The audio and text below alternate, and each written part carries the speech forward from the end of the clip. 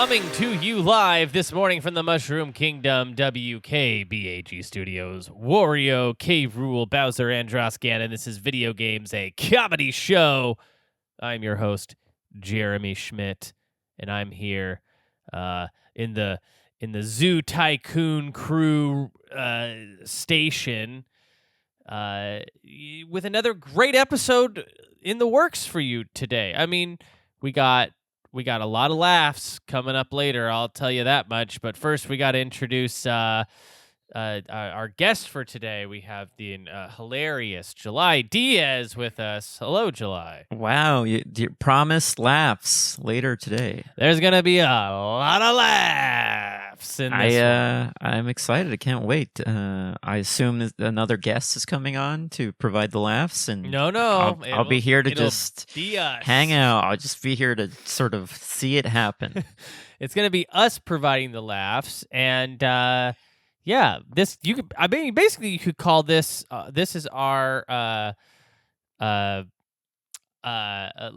To Be As a Gas festival. You know what I mean? Excuse me? This is our our Hulu is a chuckle, you know? Oh, I see. Yeah. Mm-hmm. I was like, Tubi is a gas. What is that? HBO Max is a pun festival. I see. Mm-hmm. Is this branded content that we're doing? Yeah. It should be something specific to us, though, unique to us. So I guess we'd call it like Video Games, a comedy show is a riddle. Okay, Does so that sort of map? Does that map well? I guess it works because comedy show is already in there. It's already there implied, and Yeah. riddle and joke are similar. Sure. Yeah. But I'm not A seeing. lot of riddles are funny. Okay, tell me a riddle that's funny. Knock knock. Okay, already not a riddle, but I'll follow along. Who's there? The Riddler. The Riddler who? The Riddler is coming to town to fight Batman. Okay, good. See, More of that's a- a more of- riddle that is also funny. I'd say the Riddler's in it.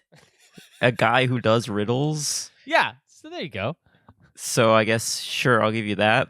That was more of a short story, sort of like baby's shoes worn once or whatever that Yeah, thing is. the Riddler's shoes worn once. I think a riddle counts as a riddle if it's a riddle, or if the Riddler's in a joke, then it's also a riddle. How about this? Call me back. Okay, How about this? Slide into my DMs later sure. when the Riddler becomes the Rizzler. Okay, yeah, that's pretty good. I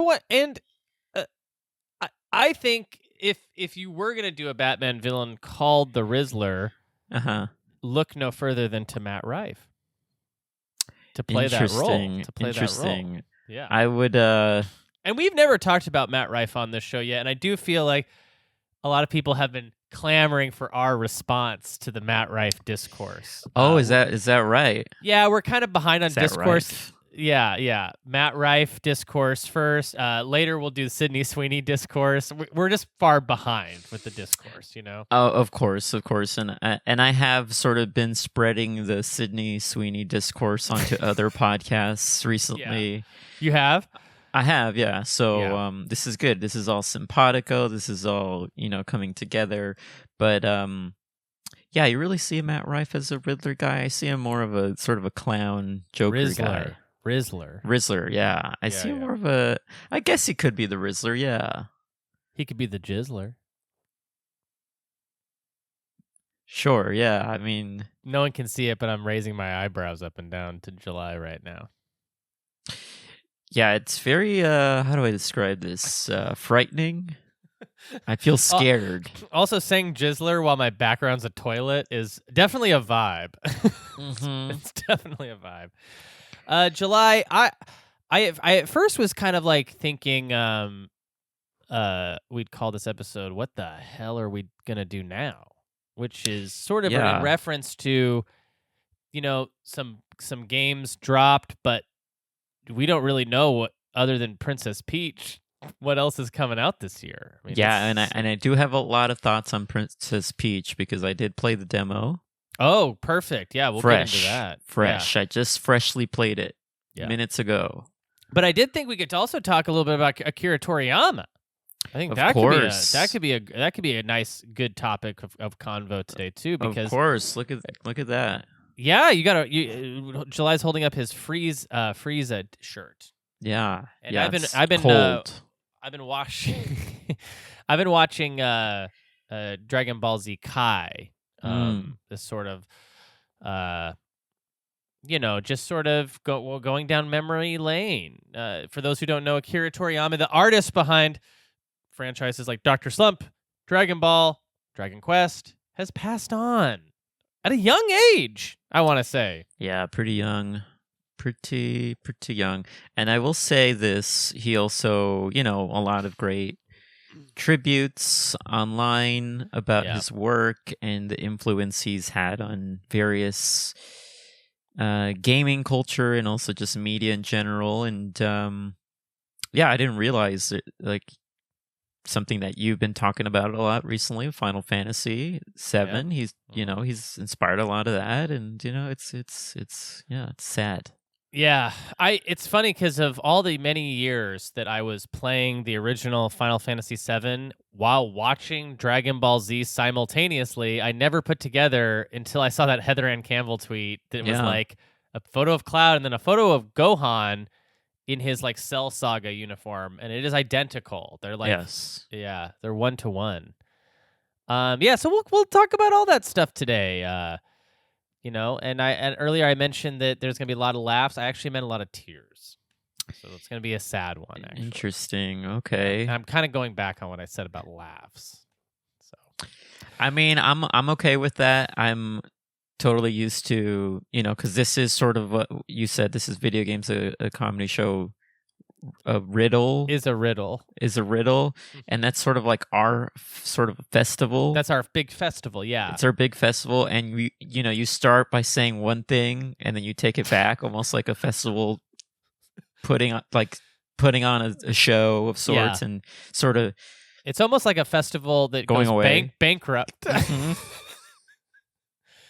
Yeah, there was some big news that, like, obviously we're a video game show, so we shouldn't. Obviously, we don't need to talk about it all. But JFL, a very big famous comedy festival, went bankrupt. Yeah, and it went away. But also, Rooster Teeth closed. Right? Yeah, which was a big gaming place. Yeah, and I feel like there was a third one too, like a third big gaming institution that went away.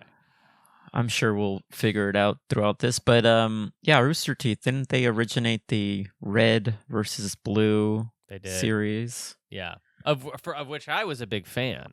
Yeah, and I love the colors, and also you are going through all the Halo series right now, right? That's right. Yeah, and I think that first episode of that show, that pilot that I watched so many times over and over again, was that's from the first game, right? It's in Blood Gulch, I believe. Not Blood Gulch. What's the big grassland area?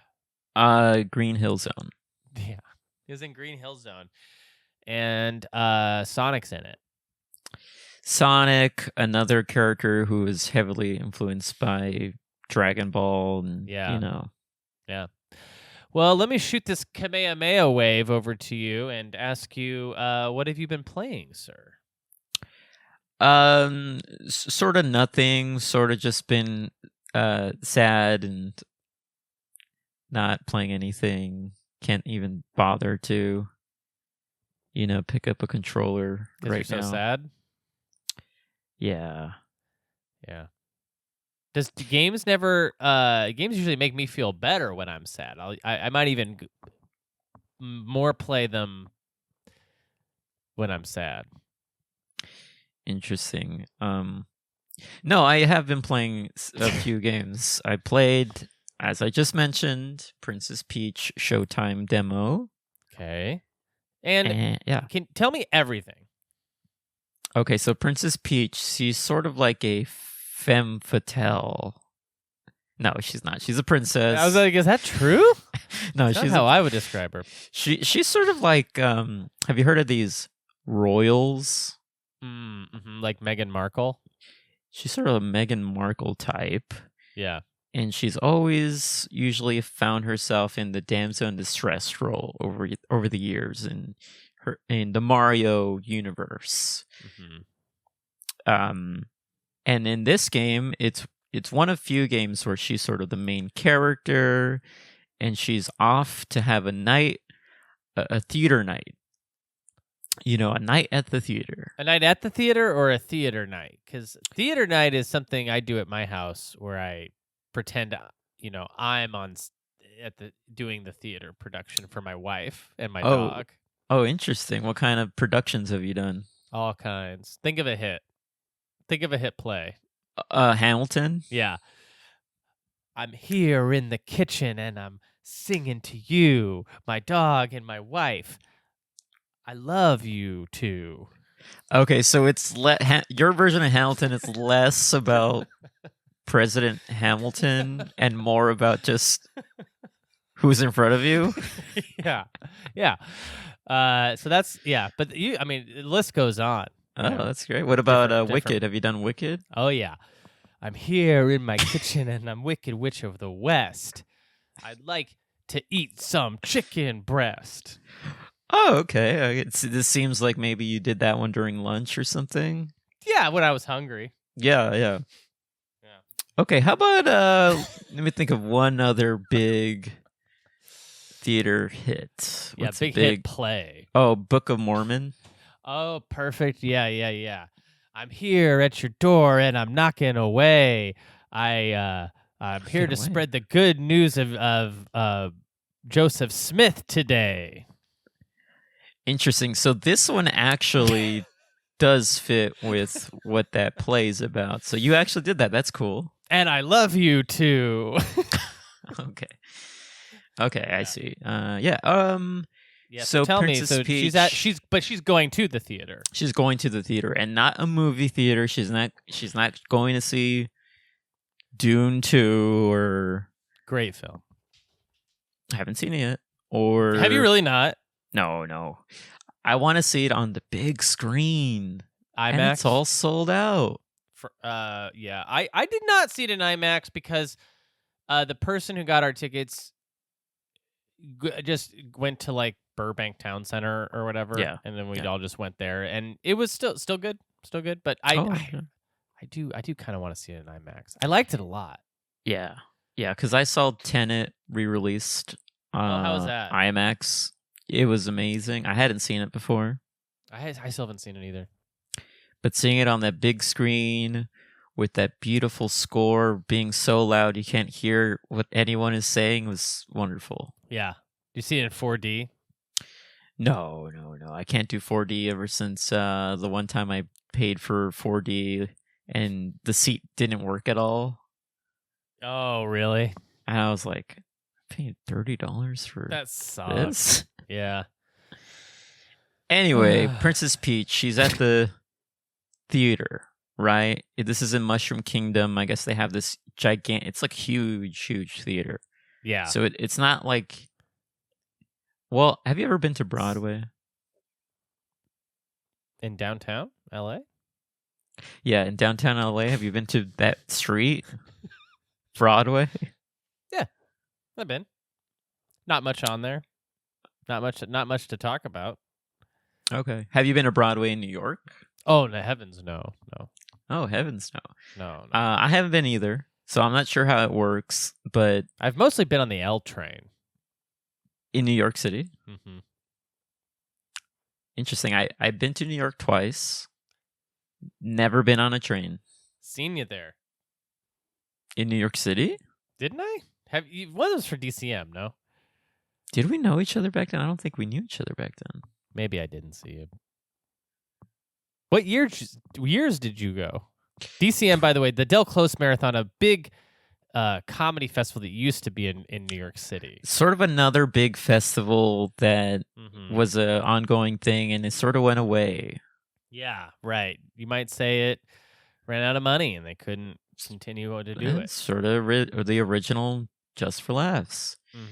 Anyway, I went 2013, 2014. That's when I went. Oh, yeah, no. Yeah. You didn't go like 2017, 2018? No, heavens no. That's when I went. Anyway, I bring up Broadway in New York to say I'm not sure how plays work if they're all like in different theaters across Broadway. I'm guessing that's how it is. I'm not sure. So. It's like Santa Monica Boulevard. Oh, I see. Yes. Yeah. Going to see a play over at the Ouch My Ribs theater. Or the Comedy Central stage. Or the Pack Theater. Yeah, it's like that. It's exactly like that. So think of that, but in a Mario game, a Princess Peach game, rather. But it's all in one building. It's all like... Yeah. It's like a mall. It's like you're going inside a giant mall, and there in every room, a different play is happening. You follow me so far? I think so. So you go into this mall, right? Yeah. There's a bunch of toads like trying to sell you sunglasses or like... Is this real? Yes, I'm describing the game to you. Toads trying to sell you sunglasses? There's a sunglasses kiosk. There's like a kiosk to sell you like cases for your iPhones and... Interesting. And then there's this portion of the game in the demo where you're trying to find a case for your Android phone. They don't have it. Yeah. And so... Is there like an Orange Julius maybe or a Panda Express in there? There's an Orange Mushroomius. And there is a Tanuki Express. I like that. Yeah. Anywho, you're trying to have a great night at the theater. And then what happens? This is classic storytelling. Evil witch shows up and says, "No, you can't see any of the theater here tonight. I'm taking over." And so she puts a evil spell upon this giant theater building, and you have to save the day. And it all takes place in one location. Yes, it's sort of like, I guess I should have said, it's more like Super Mario 64 where you're in the castle and that's like your hub world. And then you go to different... it. Yeah. And it's not Barzo, huh? He's not in there? Who? Barzo. Oh, Birdzo is not in it, no. Bowser. Is he in there? Oh, in the short demo that I played, I don't think he's in there, but maybe he will appear. Mario? I did not see any Mario. So it passes the Bechdel test. That's good. Which, of course, in the Mushroom Kingdom is called the... Oh, it's called the Book-Del test. The Book-Del test. Wait. The thing I've been the most curious about Princess Peach's Showtime is what's the gameplay all about? Yeah, so most of the demo is a tutorial. You discover a little companion of sorts, almost like a little what's like a Navi character. And her name she's a little floating star, and her name is Stella. Ooh, Stella!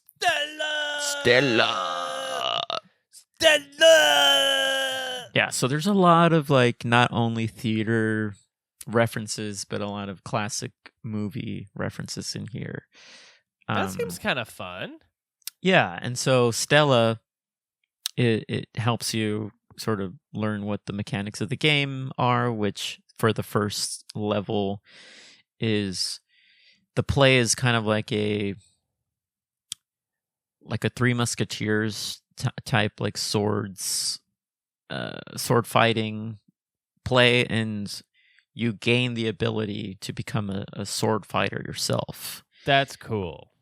Yeah, that's really cool. Yeah, so you're dressed to the nines like a Three Musketeers character, and I gotta say, the costume on Princess Peach looks wonderful. That's what I'm seeing. That's a lot of what I'm seeing is, Princess Peach and all these nice fits, these great fits. And I'm a guy who really likes a good fit. That's like my, I really like the new Nintendo games like Breath of the Wild and Mario Odyssey. You get to put on all these cool fits. Yes, I love it too. And so for that first section, you have the ability to use this what would you call it? Like a fencing sword of sorts. And you're trying to get rid of like this giant plant-based monster that's growing vines all over this section of this level. And, like a Little Shop of Horrors, maybe. Yes, and actually, it's funny you bring that up. That's the final boss at the end of this level. It's a sort of a Feed Me Seymour. Yeah. Plant, and it becomes like a rhythm section where it's singing a song, and then you kind of have to like jump at the right times. I might have to check this out. Yeah, it was fun. It's like it's a nice. I'd put it in the category of nice pick up and play. Okay. Yeah, I'd like to. Which is a term I coined. Sure. Yeah, there's so few Nintendo things that I think I'm. When this comes out, I'm just gonna blow through it, and It does seem. I will say it does seem relatively easy. Sure, like a baby's game. Yeah, so maybe like Tyler Schnupp might enjoy this because he's a big, classic baby. Yeah, his diaper's full. He needs that kind of stuff. Yeah, so because they introduced sort of like a mini boss before you fight the big boss with a giant hammer and a giant shield, and you're like, oh man, this is gonna be tough. Yeah, and it was pretty easy to just one shot the guy. I love that. Yeah. Well, what else have you been playing? Anything else you've been throwing on? Yeah, I recently got the DLC character pack for Mortal Kombat 1. Okay, and I gotta look this up. Who's in this? We got your classic characters like Quan Chi. Oh, yeah. We got your other classic characters like Peacemaker. Yeah. We got Shang Tsung. We got Jean-Claude Van Damme skin for Johnny Cage. For Mr. Cage. And then Omni-Man. Yeah, and Homelander's in there, I think, too. Yes.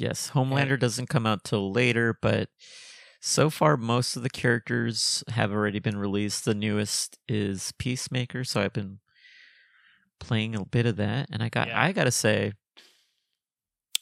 I'm having a lot of fun with it. I thought the voice acting was pretty good. Is it Cena? It is Cena. Others have said that they don't like it. Nick Costanza. Yeah. What does he know? I don't know. He knows something I don't know. He knows something I don't know. I thought it was great. Omni-Man. I haven't watched any of this. Oh, you haven't seen Omni-Man show? The Omni-Man show? Invisible? No. It's pretty good. It's pretty good. I will say, do you have Prime Video? I do, yeah. I think you missed the mark because now Prime has added ads to all their original programming. So it's kind of a stinker now as a streaming. I heard site. Netflix was doing that. I was starting to think about doing that. It's making me that really Netflix really is a joke. Yeah, and it's not the kind of joke that I like. Where I'm like a riddle, yeah. Sort of a knock-knock riddle. Yeah. Ermac, by the way, looks like they're coming in spring, Mr. Ermac. Yes, Ermac. And I will say, just to kind of touch on this a bit, there was a bit of controversy. Yeah? Because Ermac and Quan Chi are already built into the game's code because they're characters that you fight during like the story mode. Sure.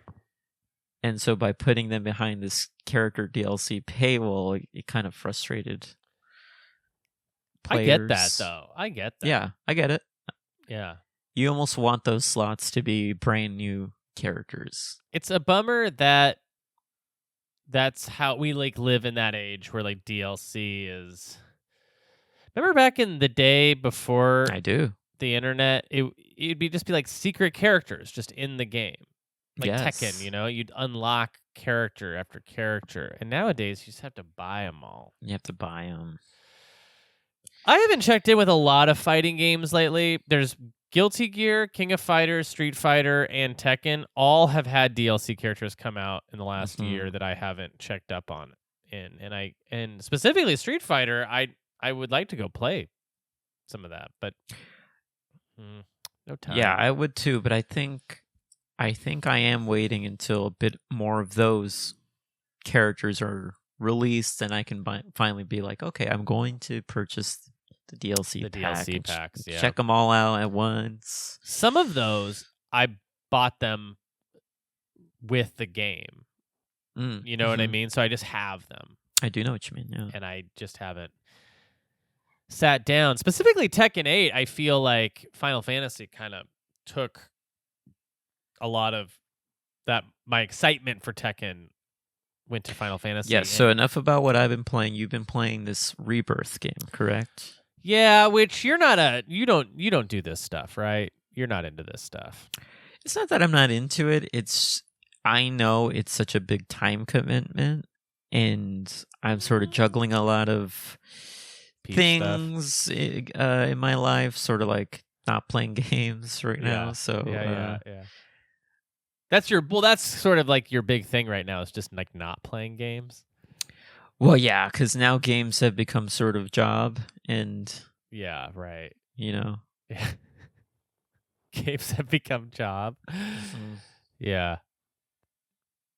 I mean, we did a whole month of Final Fantasy VII content, and I'm just excited to not talk about it for a while. Oh, really? I'd love to hear about it, though. Well, I will say this. If you can condense that full month into a couple sentences for me, what would your big takeaways be? Big takeaways are, and I'll take my answer off here. Okay. No. And in an email. Yeah. I have not done the thing where you like do a deep dive into like the world of something in a while. So by virtue of just playing through an entire Final Fantasy VII remake and Crisis Core and the DLCs, I've completely immersed myself in like the universe of Final Fantasy VII. And then when Rebirth came out, it was just more of that, and it reminded me in kind of a nostalgic way of what it was like to play Final Fantasy VII as a kid, where it was just all I could think about. It was all I wanted to turn on every day. I was just playing more and more of it, and so that's been really fun. Did you feel by playing all those other sort of spin-off games, did it add to the experience playing Rebirth? Yeah, they're doing a really good job of tying everything together, making everything fit, and like that there is a payoff if you go back and look at all this stuff. I also think that in some ways it might be welcoming to newcomers as well. Like I don't think people who are missing Lapkus out. and Nicole Byer would like it. Wait, what? Newcomers. Oh, yeah. I think Nicole Byer would dig it. Oh, okay, cool. Yeah, I could see her getting Yuffie pilled. Easy. Ooh, yeah. Is Yuffie still voiced by Christy Carlson Romano, as she was in the Kingdom Hearts games? Oh, that's a good question. Let me look that up. Because there's a lot of interesting voice acting in those games when it comes to the Final Fantasy characters. I think Sephiroth in those games was voiced by Lance Bass. Yeah, right. Okay. We have no,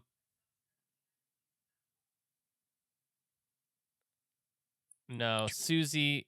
No. Oh, wait. No, that's the Japanese voice actor for Yuffie. Matthew Mercer is Vincent Valentine. John DiMaggio is Heidegger.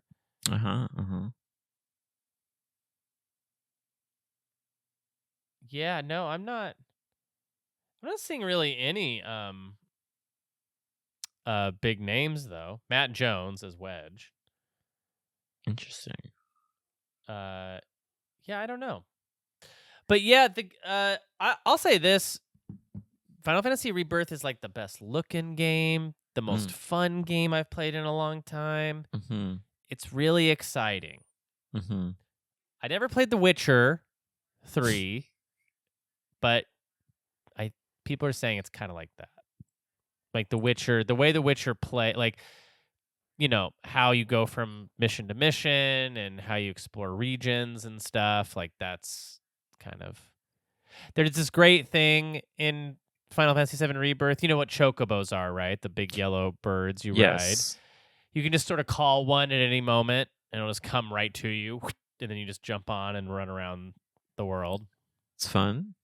Yeah, it's great. It's a really fun, and if you played the original, it's just so like it's so much fan service in there. Like it is just so dense with hitting your nostalgic buttons constantly. It's like a slot machine for nostalgia. It's a really special game. They do like some mini games in there where they'll like you'll go into like a virtual reality where suddenly your characters look like the blocky PS1 characters again, and you have to do little mini games and stuff. Yeah, it's a pretty intense, very expensive game. It's like got a lot of bells and whistles. Oh, I had a question here. Let's see. Big swords, check. Okay, yeah, that was one of my questions. Big butts, check. Okay, that was another question I had. Okay. Big moogles, check. I guess you knew what all the questions I was gonna ask. Yeah. That's no. Let's see. What was I gonna ask you? Sephiroth's in it. Okay, yeah, that's the question I was gonna. Okay, no, I remember now. So, without spoiling the game, because I'm not sure if have you finished it? No, I haven't. I've gotten to. I think I'm about halfway through it now, and I have been eating its lunch. Like I have been doing 4-hour marathon sessions every couple days, like really playing a lot of it, and I'm only about halfway through. Wow. Okay. So without spoiling the game to the point where you are now, is it a beat for beat remake of the original, or is it more of a reimagining of it with added things are kind of changed slightly? Is that what it is? It is it's that second thing you said, but it is like they're not really leaving anything behind in the original. Okay. So here's an example. Like in the original game, there's like a town that you go to, let's say it's like pretty small, and one thing happens there, and there's like a shop. Mm-hmm. But now when you go there, it's like a big 2 shops. Yeah, it's like 2 shops, and 2 things happen there. That's so cool. I know. It is pretty cool.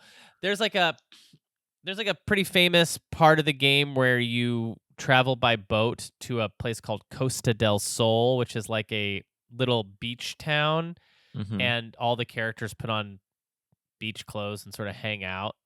And it's that part of the game takes like maybe 15 minutes. They made it like a whole 3-hour ordeal where you like have to shop for bathing suits, and like, so they're just making it a bigger deal out of everything. Got it. Oh, that's interesting. Yeah. How do you feel about that portion of the game? So in Final Fantasy VII Remake, there were things that I didn't like, and I complained about them relentlessly to my wife, to my dog, anyone who would hear. Was this part of one of your plays? Yeah, I would go like, I'm playing this game and I'm not very happy. They've changed all these things that I used to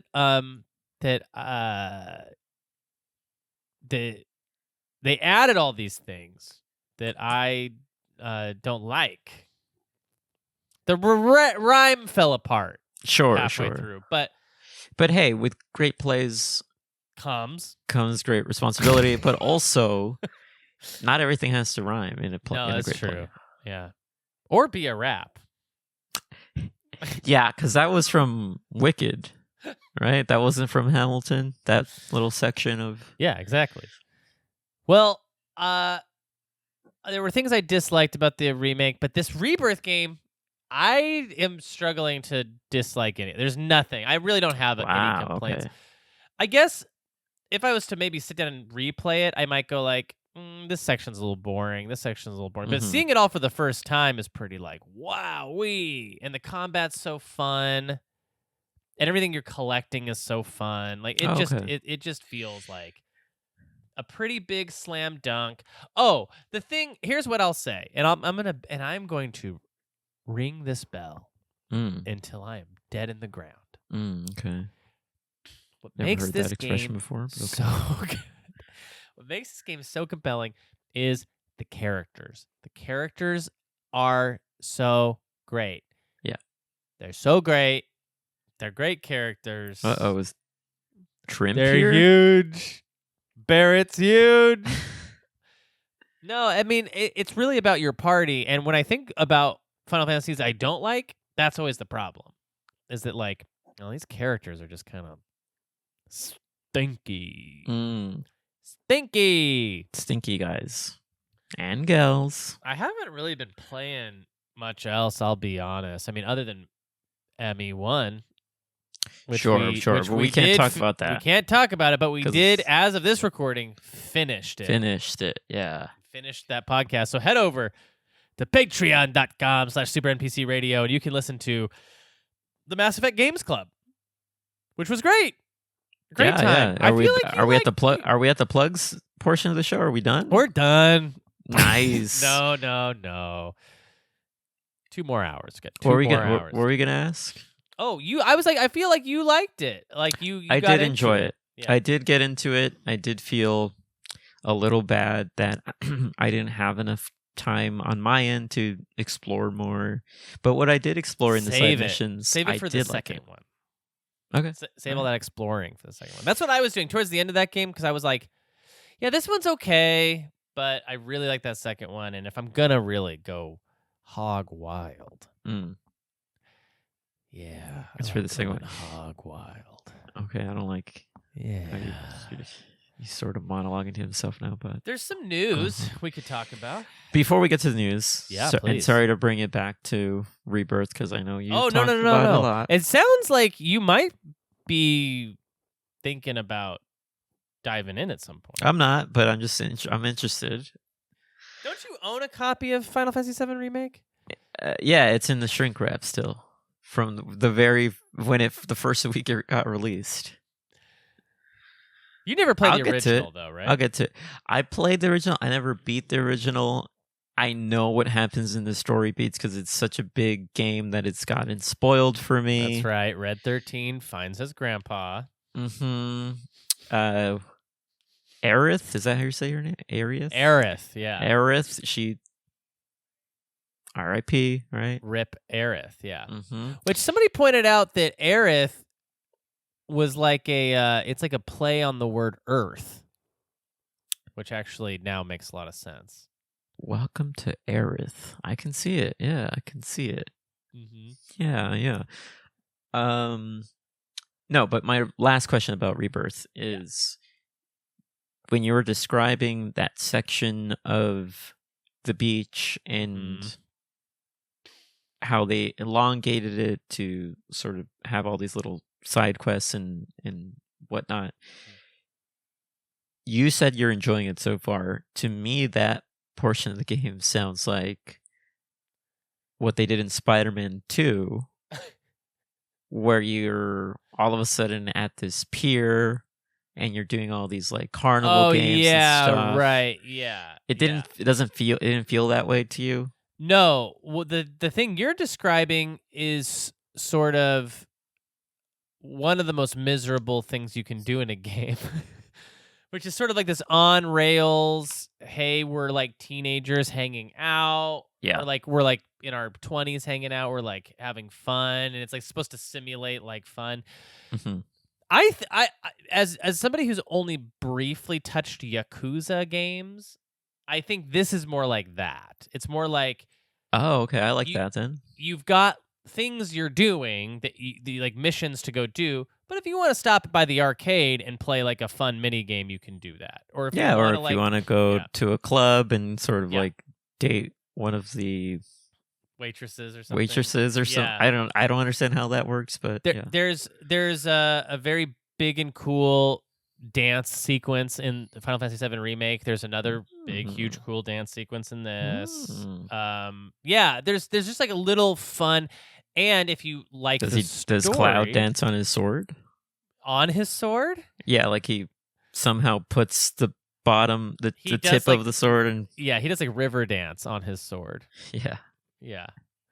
Okay, not what I was talking about, but sure, that's fun too. It's got all these like great Easter eggs like all around for you to like find and discover all this like cool stuff. Like one of the things they added in this was a mini game called Queen's Blood, which is a card game, an in-universe card game where you can buy booster packs and collect cards, and you're fighting people all throughout the game to win cards. And it's really addicting. It sounds addicting, yeah. Yeah, and it's really fun, and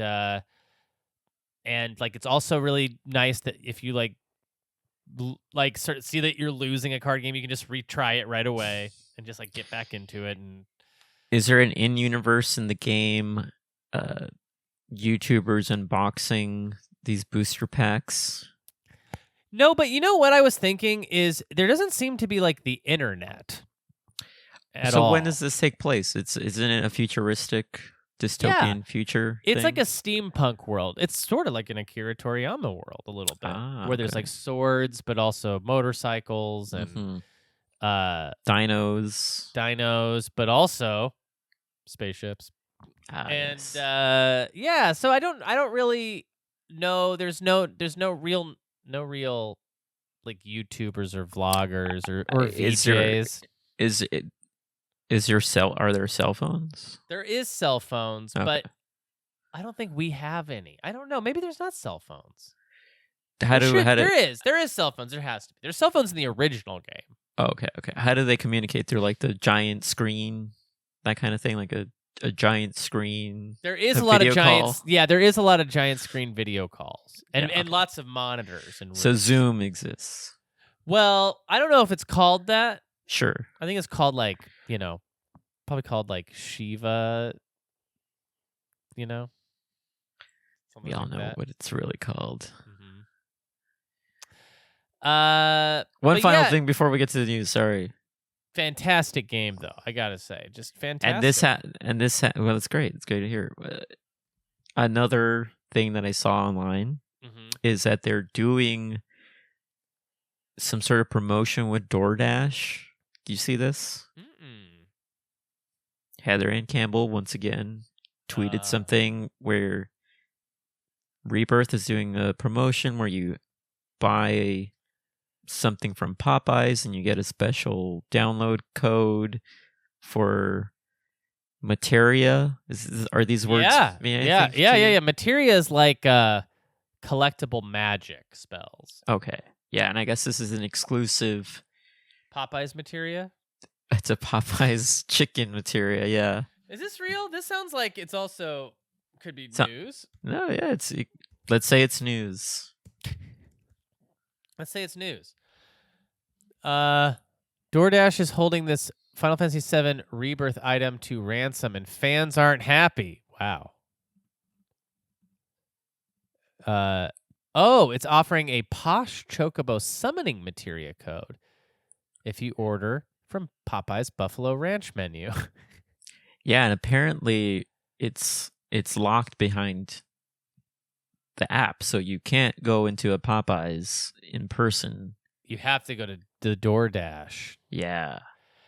I am glad that you told me, because now I'm gonna do this today. Oh, great. Why not? Why not? Yeah. Seems kind of fun. Yeah. Like, I guess, unlike those fans from the article, I am not mad about it. I'm not mad about it either. I'm actually sort of happy about it. I'm pretty ecstatic. I'm pretty glad that I want more fast food chains to do this kind of thing. Like, hey, and I'm being for real right now. Yeah, there is. When I said there was going to be laughter in this episode, I don't mean right now. Not right now. Yeah. Stop laughing. Yeah. Remember when Burger King had all those Xbox 360 games? Yeah. Bring it back. And by the way, bring the king back. The Burger King, that guy. What about Burger Queen for Princess Peach Day? Bring her in. Yeah, bring her in. Bring all the queens in. Yeah. It's Megan Burgers.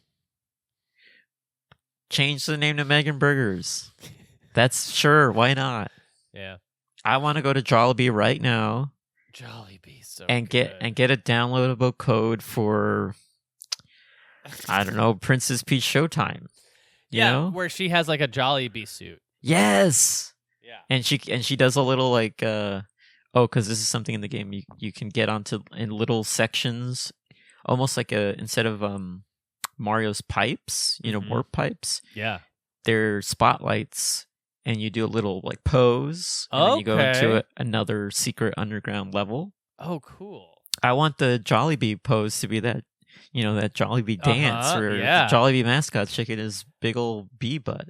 I want to go into a Busey's and get a downloadable code where I get like a Busey summoning materia to get the Busey's, ferret in there. Yeah. I want to go to a Sonic's drive-through and get a summoning materia for the two Sonic guys from those commercials. Yeah. It's like TJ and not Dave. Mm-hmm. Yeah. Yeah, right. Well, hey, do you like Mario Game Boy games? Well, yes, of course I do. Well, 3 of them are coming to Nintendo Switch. I saw this, and sorry for not saying this on the pod. I did say this prior to recording, but happy Mario Day to you. Yes, and a happy Mario Day to you. As of this recording, it is March 10th, Mario Day. Martin Day, as I have called it in the past. Martin Day. Yeah. Dr. Mario for the Game Boy, Mario Golf for the Game Boy Color, and Mario Tennis for the Game Boy Color. Mario Golf on the Game Boy Color. What fun. Really? I've never played this version of the game. It's like got RPG stuff in there. Does this inspire Golf Story, do you think, then? It most certainly did, methinks. Camelot developed. Good stuff. Yeah, I'm happy to check it out. I love that finally we are adding more things to the online service for all these, add more stuff. Definitely. Are you gonna be? Are you? What do you make of Vanillaware? Do you know Vanillaware? That company, Vanillaware. No, I don't think so. They made like Dragon's Crown, and they made that game. Here, I'll look up. They made a game a couple years ago that everyone liked. It was called like. Pokemon? No, I said a game everyone liked. Whoa. 13 Sentinels. Oh, yes, I've heard of that. Odin Sphere. Anyways, they have a new game out. Really? And 14 Sentinels? It's called Unicorn Overlord. Interesting name. Probably the biggest new release other than WWE 2K24. So, what is a unicorn? A unicorn is just the horse with the horn. With the horn on it? Yeah. And it's sort of it's a magical beast. Magical beast, yeah. This is developed by Vanillaware, published by Sega for everything. It looks like I can't really tell what kind of game this is.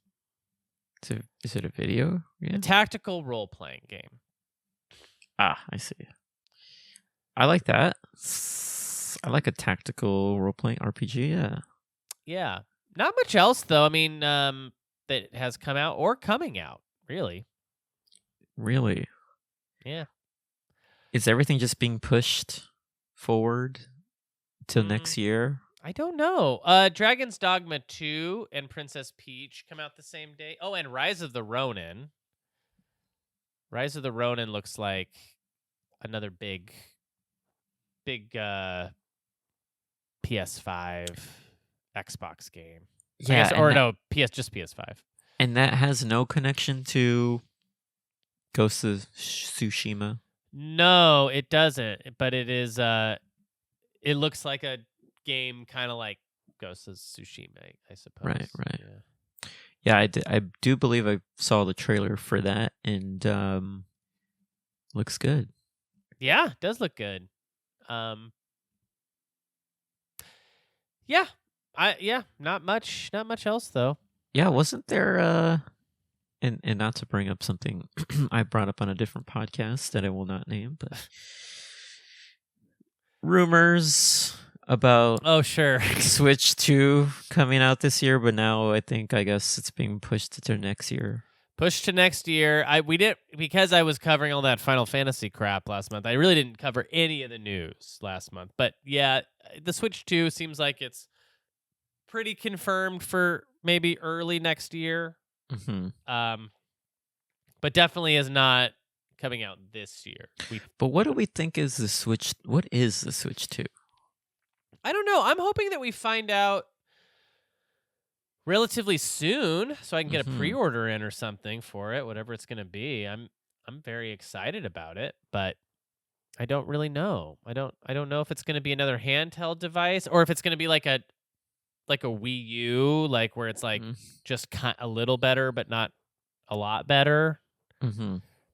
I think because Nintendo's so good at sort of with their off-the-wall ideas, left brain thinkers over there. Yeah, exactly. Sort of Matt Rife types. You know, you think they're going this way, they're zigging, but they're zagging. Rizzlers.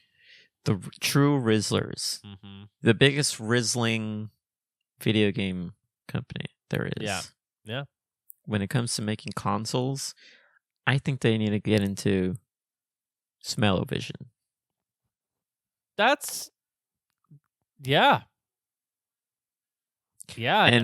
And you don't seem convinced, but I'm trying to think of how it would go. Here's an easy way to do it. Okay. It's a super easy way. We brought up cards earlier. Yes. They've done this before in the past. You know those AR cards where you can have your camera and you can kind of see like a scratch 3D... and sniff. Yes. Scratch and sniff cards accompanied with each game, and then you can also choose to buy booster packs that will have different, cards different in there. Smells in there. Different smells. And it'll tell you on the card appropriate times to scratch and sniff Yeah, right. during the gameplay. Yeah. Don't do this underwater. Yeah, Like don't directions, like don't scratch and sniff this underwater, you'll drown. Yeah, don't do this on a plane or a helicopter. Yeah, don't Just do this. very specific directions. Well, God bless you, Nintendo. Whatever you choose to do. Wait, I wasn't finished. Real Oh. quick. So it's gonna have this card, scratch and sniff component, right? The Switch 2. Yeah. Well, the sniff too. The Sniff 2. Yeah, there you go. The Sniff 2. But the actual console, the same. Okay. The same as the Switch. But it's the same, but you have to buy a new one. Yeah. Yeah, I could see that. Yeah, I don't hate that. There's also one of the analog sticks is a big nose. Oh, and it feels like a nose, like you're just rubbing somebody's nose. Yeah. Maybe it's like Wario's nose or something. Oh, wow. Wow. Yeah, it says that when you touch it. Wow. Wow. Did you know that Nintendo is making another Super Mario Bros. Movie and that it's going to come out in 2026? So what does this mean? I saw this news. I didn't see the announcement, but the same writer and director from the first film will return. So it is a direct sequel, I'm guessing, to that film. I'm not sure, if it's a direct sequel or a prequel. Interesting. Or if it's going to be a like an alternate POV of what we've already seen. Interesting. From whose point of view? A new character. A brand new character we didn't see. A brand new character we've never seen in the Mushroom Kingdom before. Wow. Could be that. Interesting. I think if you could put one character in this new movie, who would it be? And you can't pick Duke Nukem. Okay, I guess my first option's gone. Oh, how about Nuke Duke? Dookie? Nuke Dookie? Nuke Dookie. He's not Duke Nukem. He looks like him, but he smells. Okay, I got to write down Duke Nukem. So actually, Duke Nukem looks like Fred Durst.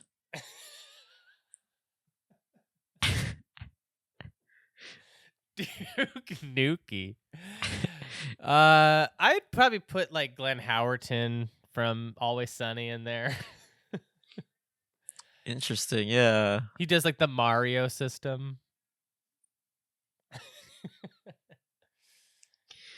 And that's the whole film? Yeah, well, part of it. Okay. What Charlie Day's already in there as Luigi. Oh, I see. What about what's his name? And Peach is kind of like Sweet D. I guess she is, yeah. I guess Mario, she is. very obviously, is the other guy. We all know who it is. We all know. Rob McIntosh. Yes. And Danny DeVito, of course, is a Goomba. Yeah, or Bowser. No, Goomba. Jack Black is Bowser. Come on, you can't touch that. That's true.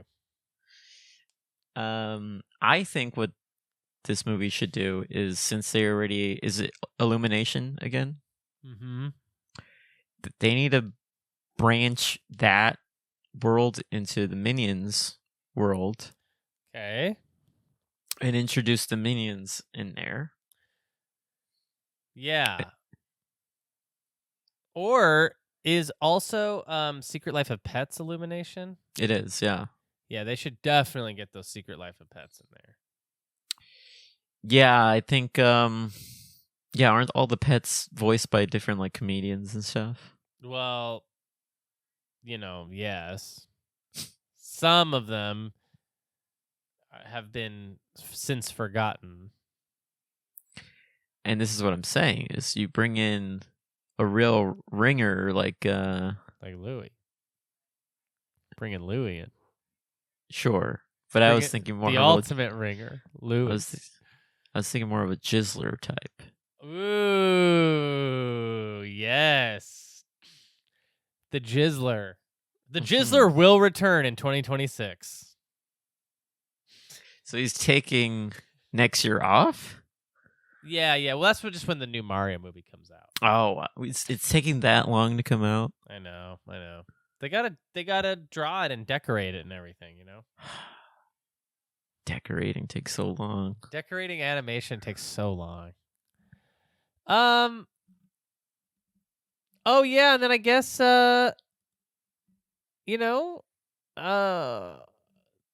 we have that's really all the news. This is my favorite part of the show is when Jeremy is like looking up the news and sort of like figuring out, is this considered news? Yeah, is that considered news? No. Is the fact is the fact that Dragon's Dogma 2 has a lion guy in it news? Well, here's my thing. And this is where I'm coming from. I'm a big video game guy. You know this about me. Yeah, that's why you're on the show. This is why I'm on the show.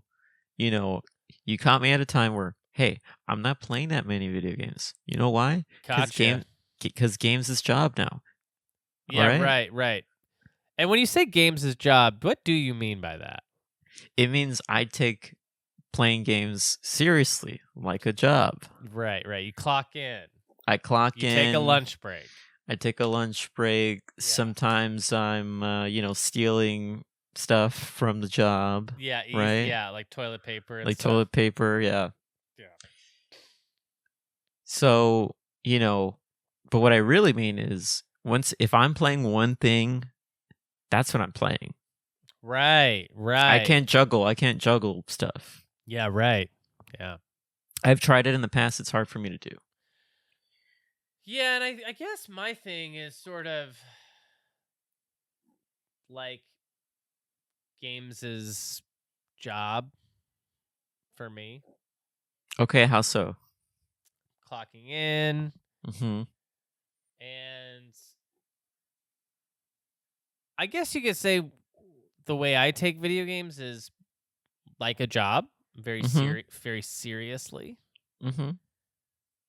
So I'm kind of playing one thing at a time, not really juggling much else. I'm just playing the one thing and kind of taking that very seriously. Sort of echoing what I said. Sort of Marvel's echoing what I said. Echoing the dolphin, so to speak. Sort of,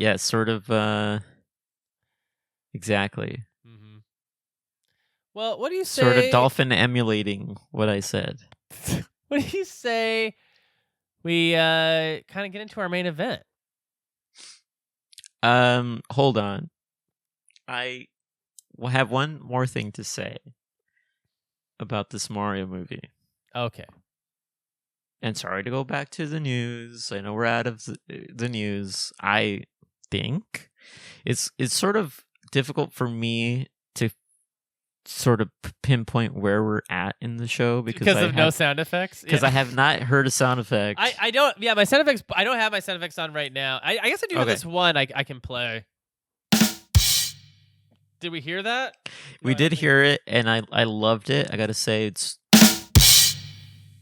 so good, especially because for the listeners, Jeremy had to lower his laptop screen, and he disappeared. So all I saw was this toilet and this drumming sound. Yeah. Yeah. So what's the last thing you have to say? I forgot. Let's move on to the main event. Main event today is a little bit of talking about Akira Toriyama and his legacy and the sort of legacy he had on gaming. Getting sad.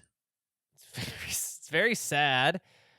But so I grew up with Dragon Ball Z. Mm. Watched the hell out of it. Did you watch the Z first and then Dragon Ball proper later? I actually haven't finished watching all of Dragon Ball. Oh, wow.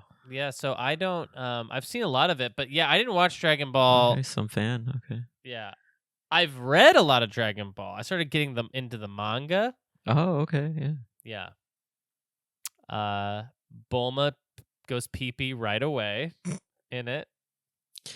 Yeah, I will say a lot of the Dragon Ball stuff versus Dragon Ball Z stuff, a lot of funny adult humor in it, and also very childish humor.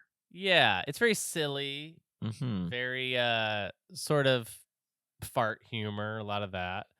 Yeah, a lot of Goku as a kid being naked and running around. Yeah,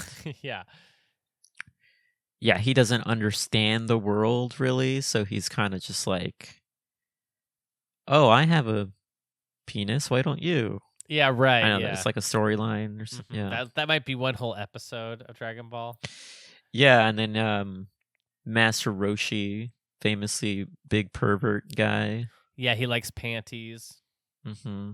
And the porno mags. Yeah, not the only character that is like that. Also, Oolong the pig. Yeah, he likes panties too. He saves the world by, wishing to Shenron for a pair of them right before Emperor Pilaf, makes his wish to rule the world. Yeah. Yeah, I was rewatching those early seasons of Dragon Ball Z, I forgot that they give a lot of screen time earlier to characters like his lips. I'm just putting a small music bed underneath what you're saying, but keep going. Okay. Yeah, it's like they give a lot of screen time to like Oolong and Por and Master Roshi and like these minor characters from Dragon Ball, because they I'm listening. But like later on those characters like kind of disappear. Like they stop like what's his name? Mr. Popo and those characters Tommy. disappear, and also they become less relevant. Also like Yamcha and Tien become less relevant. Yeah, and also Chaozu, Yajirobe. Yeah, Jirobe or whatever.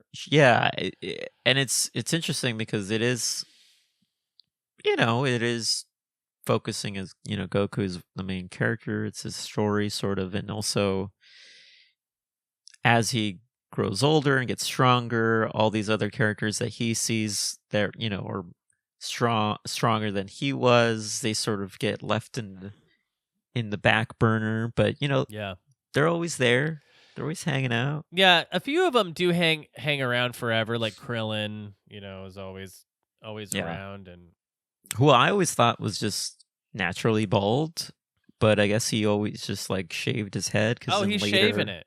Yeah, later on he has a nice head of hair. Oh, I don't remember that. Yeah, this is later on in I believe GT and also maybe Super. Yeah. I haven't seen any of Super. I haven't seen any of GT. I do want to watch those both. I do love. The art is obviously just so. What makes those things so perfect and stand out? And gosh, I really have been enjoying going back through Dragon Ball Z and just looking at all of the different designs of stuff. I mean, you forget like when they go into town, like the towns look like so good and like cool with like all their like hybrid space vehicles and stuff and Capsule Corp and all that great. And I will say, as much as the kind of video game adaptations of Dragon Ball Z that I've played over the years, they've all been great, but something about transforming that world into a 3D world it never really fit for me. It never really didn't feel the same until Kakarot, which is a great game. I still need to play that. Yeah, that seems awesome. And it seems like, that is, if you enjoyed the anime, I'd recommend picking that up, and because it does a great job of going through all the arcs from the anime and sort of, not condensing it, but giving you a nice abridged version of what happens. And yeah, I think it's a good nostalgia trip, and also you just got to explore the whole world as a Saiyan flying around, which is really cool. I definitely want to check that out. I do love the fighting game that they came out with, and I do like. I guess I kind of like those Tenkaichi games or whatever they're called. Budokai, yeah, those are the big ones for me as well. Yeah. But yeah, I agree. Fighters, what is like probably up like there the with ultimate. Yeah. Did you ever play any of the Dragon Quest games? So I played 11. Yeah, that's a good one. That's a great one. Yeah, and I put quite a bit of time in it. I never finished it. I do want to go back to that. Great, again, character designs and world designs.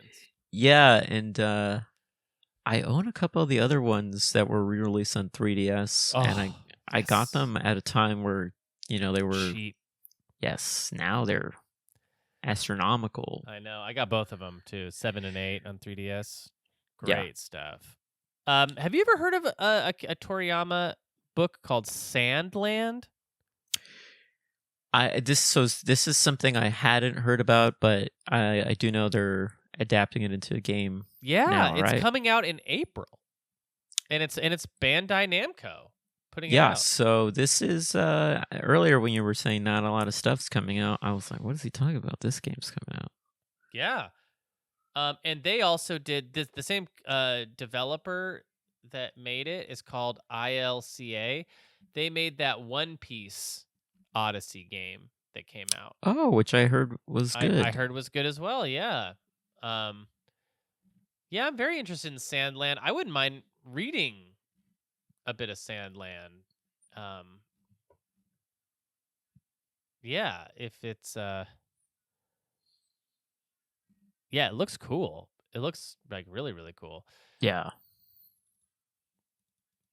And again, just like one of the things I think that I was through all of this great Toriyama posts that I've been seeing online is just like all the people reposting a lot of his like vehicle designs. Those have been like really cool to like look at again. Like, oh man, like the tanks, like iconic looking vehicles.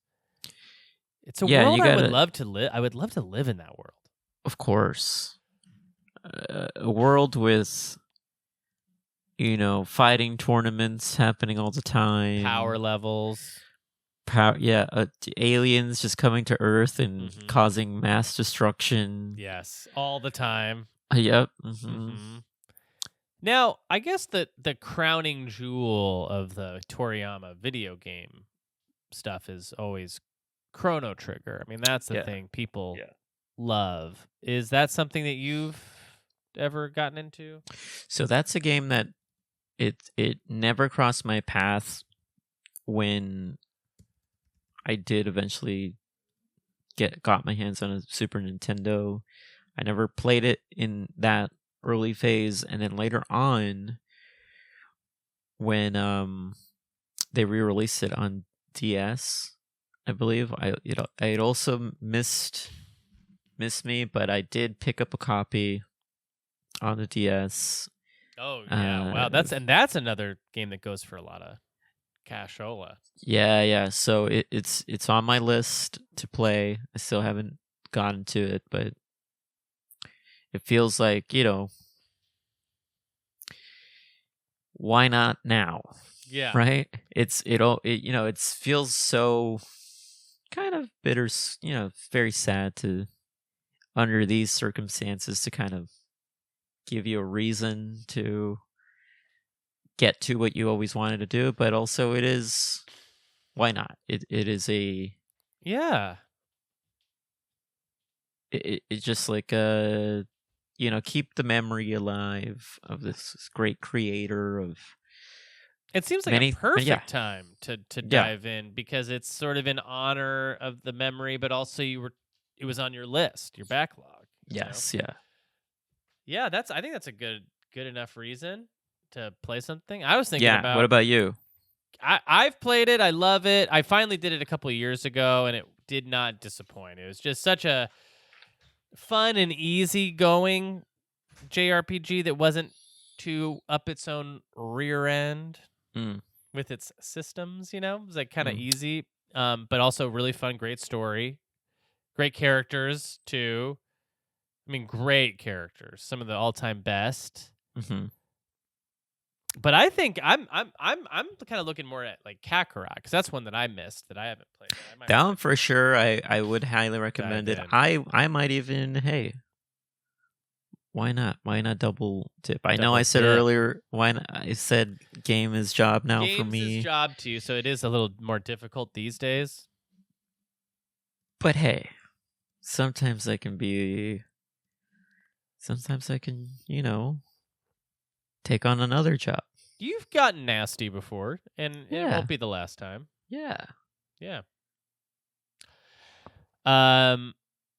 Yeah, I 68 is seems young these days. It is. It is as it is. I was going to say something very personal, but I will not say it. And I started laughing right away, thinking it might be a funny thing, and then realized it might be not funny. I don't know. It could be funny. Could be funny. Sure. Could be funny. I guess I don't need to feel guilty because I don't know what it was gonna be. Well, okay, so you don't know how old I am. I don't That's ever true. sort of say. I will say, sort of getting close to that age myself. Mm-hmm. Yeah. Of course, as you might have noticed, July doesn't like to talk about how old they are, and also being close is relative and subjective. So, well, I'm not wrong. You can't be if you just say I'm close to an age. You can't be wrong. Well, also I'm getting up there. That's another sort of turn of phrase I can. You're getting up there. It's true. I'm on my way there. It's true that he's on his way there, but again, relative. Is that for the Earth? Old for the Earth? Is it old for a person? Who's to say? I guess what I'm trying to say is 68 is a very young age. Yes. I'm sort of a young guy. And I'm getting up there. Yeah. And I just hope I can get there. At least. Mm-hmm. To get to the next year.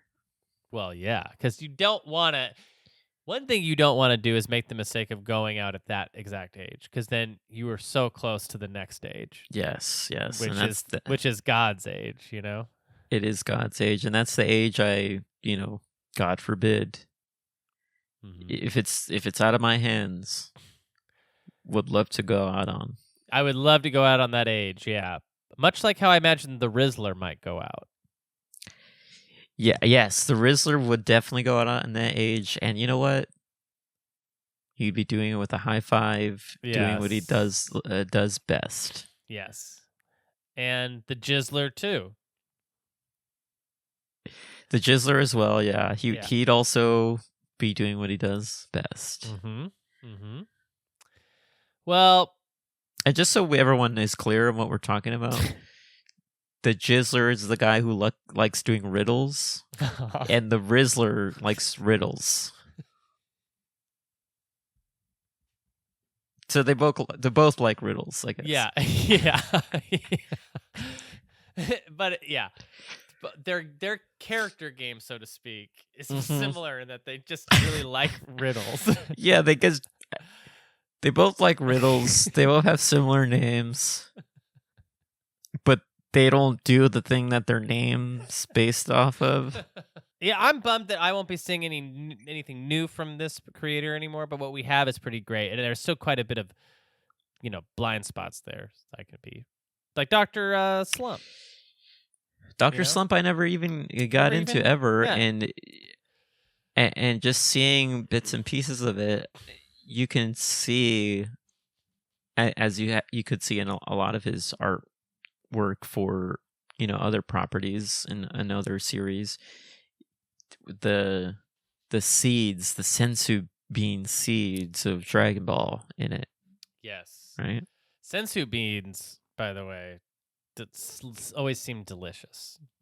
They always seem delicious. Mm-hmm. They also seem nutritious, and also, I would love a sensu bean.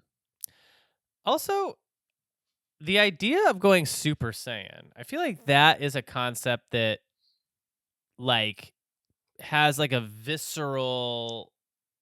We have like a visceral connection to as like people who grew up in that generation of like that idea that you like power yourself up and you like strike that pose. Yeah. I feel like a lot of my friends would like do that when they would like, let's say that they got a girl's number or something. They would like, right, do that little power up move. Yeah. Or let's say they got a, a good grade on a test. Do that power up move. Yeah, or let's say like when I was going to school, like the teacher is giving us a pop quiz, right? Yeah. And he sees, us being like, "Oh, come on, a pop quiz," and then he'll do it. Yeah, he'll go. Ah! Yeah. The fashion. Yeah, but I agree the fashion. Yeah. Mm-hmm. The Great Saiyan. Mm-hmm. Come on, everyone was rocking helmets and white boots. That was like my whole high school. Looked like that. Basically, what Daft Punk looks like. Yeah. Honestly, but for real, Daft Punk, that was Great Saiyan Man. Yeah, that was Great Saiyan Man stuff. Guys on motorcycles. Doing Saiyan Man stuff. Great Saiyan Man stuff. Oh yeah. Yeah. Even this, this motion of the two hands, one on top of each other, doing the Kamehameha. Kamehameha blast. Yeah, that was all through school. Everyone was doing it. When I would be in the halls on my way to class, and a teacher's like, "You got to go to class," and then they would do that. Ah! Well, I would do it, and then they would do it too. Yeah, they would go. Ah! And then we, great times, and I mean, also that motion of going Super Saiyan, again, supersonic. Oh yeah. Yeah, Supersonic the Hedgehog. Yeah, that was a direct influence there. It just so much good influence around art and everything. And I also saw something that one of the main characters from Dr. Slump heavily inspired Mario's design. That's kind of nuts if you think about it. Yeah. Wow. Mario of the Mario Brothers. Of the Mario Brothers film out in 2026. 2026. Well, great app. I think we delivered on the laughs and also the feels of it. And honestly, for me, it's never about the laughs. Sure. It's all about the feels. Yeah. It feels real. For me, it's always about the laughs. And if you feel something along the way, so be it. Interesting. For me, it's all about the riddles. Yeah. And by that, it's all about rizzles. The rizzles. Uh-huh. The ruddles. Fashizzles. Mm-hmm. And the jizzles. Yeah.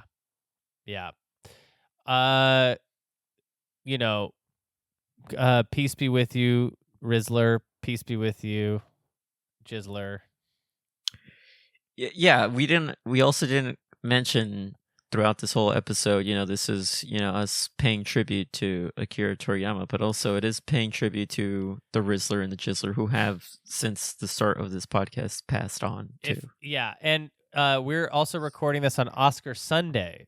So if there was an in memoriam, we would have Akira Toriyama, but we'd also have the Jizzler and the Rizzler. And the Rizzler. Yeah. Mm-hmm. Yeah.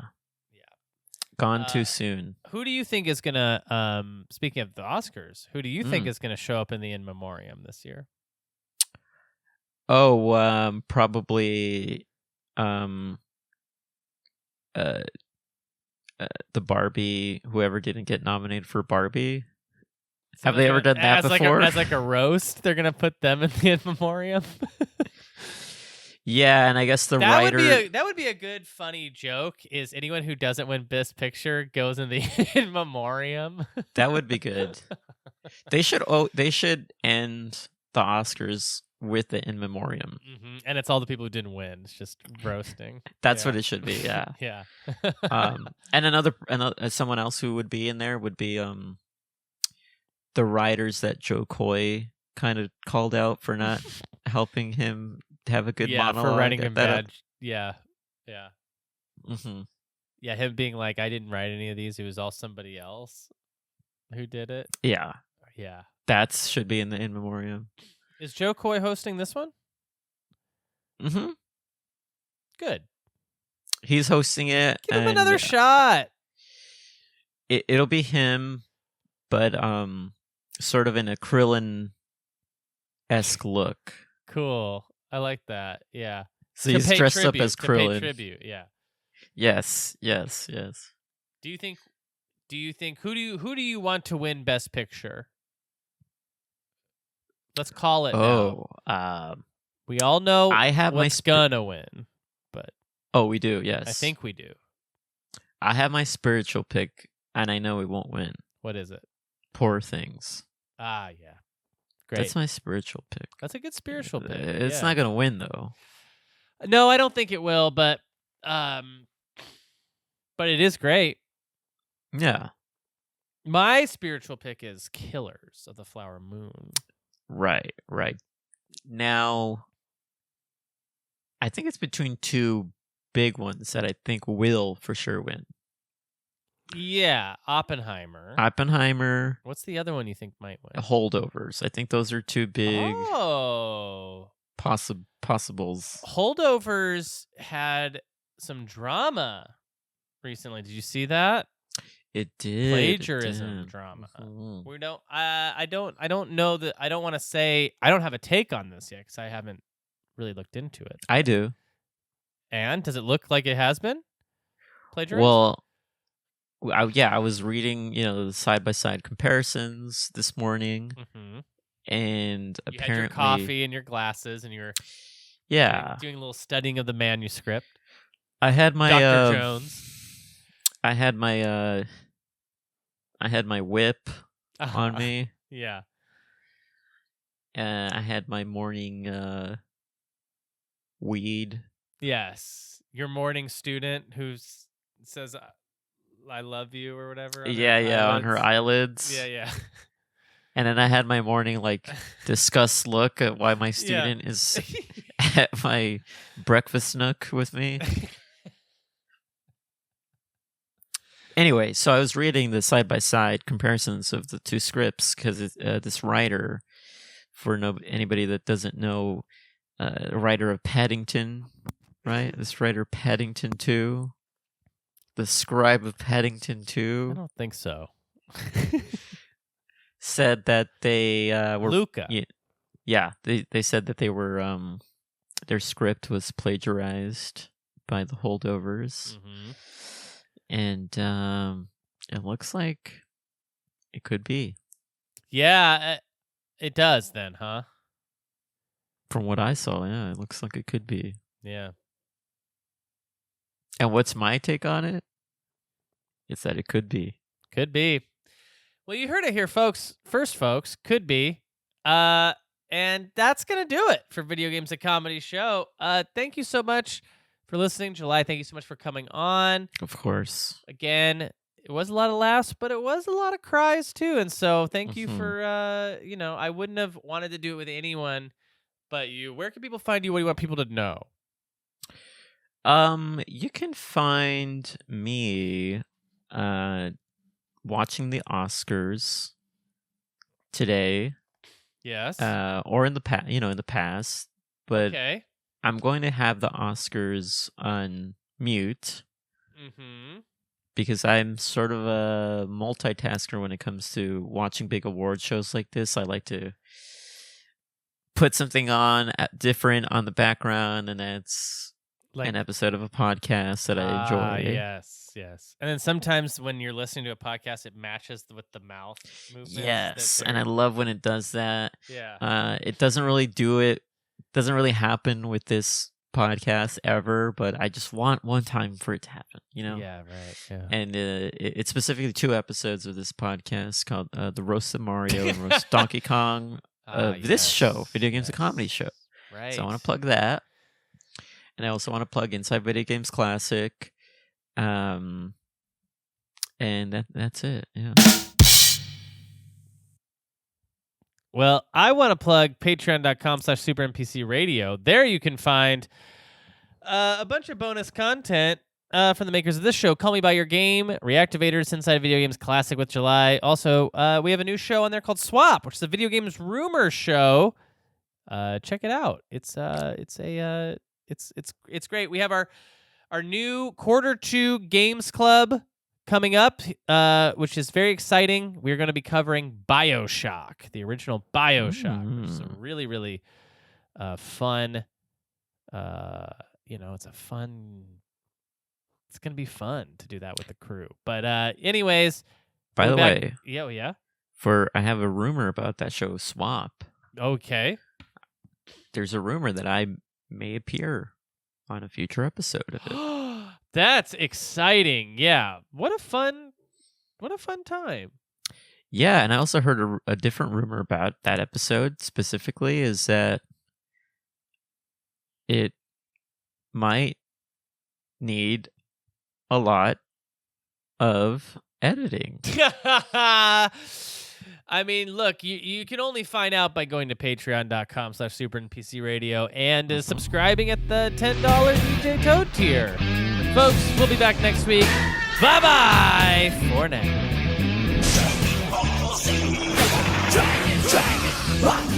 Dragon, Ball Z. Dragon,